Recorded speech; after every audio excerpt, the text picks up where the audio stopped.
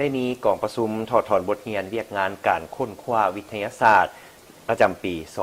2026 กองประชุมถอดถอนบทเรียนเวียกงานการค้นคว้าวิทยาศาสตร์ประจำปี 2026 ได้จัดขึ้นในตอนเช้าของวันที่ 6 มีนา 2026 ที่สโมสรวิทยาลัยเทคนิคการรถไฟ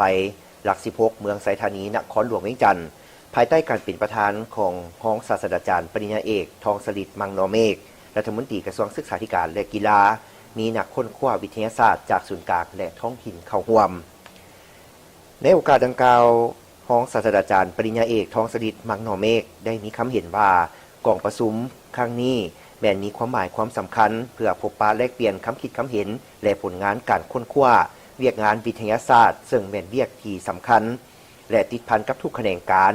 ฉะนั้นจึงมีสติร่วมกันค้นคว้าประดิษฐ์คิดสร้างสิ่งใหม่และต้องมีจรรยาบรรณจรรยธรรมต่ออาชีพนักค้นคว้าอย่างเข้มงวดพร้อมนี้ให้นักค้นคว้าเป็นผู้ค้นคิดนวัตกรรมมาให้ประเทศชาติฉะนั้นจงสุ่มใส่ค้นคว้าวิทยาศาสตร์ให้มีสิ่งใหม่ๆพ้นเด่นหลายขึ้นและให้เป็นที่ประจักษ์ตาเป็นที่ยอมรับทางภายในและสากลให้บรรดาคณะนำทุกขั้นในสถาบันการศึกษาก็คือกระทรวงศึกษาธิการและกีฬาเอาใจใส่สุกยู่และระดมแนวคิดสร้างนักเรียนนักศึกษาเพื่อให้กลายเป็นนักวิทยาศาสตร์ที่มีแนวคิดหักศาสตร์หักการค้นคว้าและกลายเป็นนักวิทยาศาสตร์หนุ่มน้อยที่ห้าวหันมีน้ำใจเสียสละมีความสามัคคีมิตรภาพและมีหัวคิดประดิษฐ์สร้างอันทันสมัยในระยะ5 ปีผ่านมารัฐบาลได้สุมทุกความพยายามในการปลุกระดมทุกกำลังแหงของทุกภาคส่วนเศรษฐกิจและสังคมพันขยาย3ทิศทางรวมเข้าสู่เวียกงานตัวจริงซึ่งได้เหตุให้บรรดาทิศทางดังกล่าวได้รับการจัดตั้งปฏิบัติประเทศเฮาสามารถบรรลุเงื่อนไขการหลุดพ้นออกจากสถานภาพความด้อยพัฒนา3ครั้งติดต่อกันคือในปี 2018 ปี 2021 และปี 2024 ในท้ายปี 2026 คาดว่าประเทศเฮาจะสามารถหลุดพ้นออกจากสถานภาพความด้อยพัฒนา